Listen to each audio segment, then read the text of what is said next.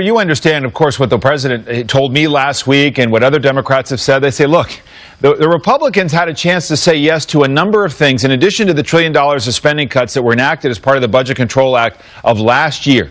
They could have had significant cuts in entitlement programs had they agreed on the revenue issue before you did it in this temporary measure, going back to the summer of 2011. It's the president who said, hey, to all of you Republican leaders, if you didn't have such a hard time saying yes to me, the president, we could have solved some of these problems. Why is he off base about that?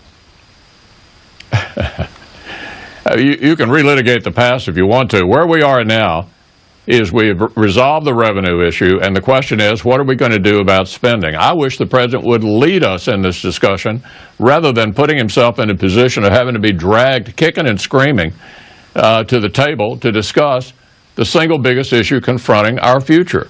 You know, until we adjust the entitlements so that they meet the demographics of our country, we can't ever solve this problem. The time to solve it is now.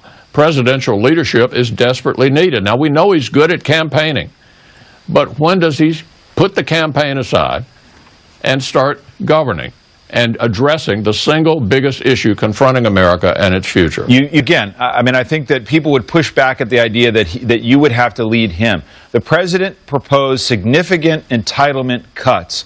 Simpson and Bowles said he did it, though they would have liked him to have gone farther.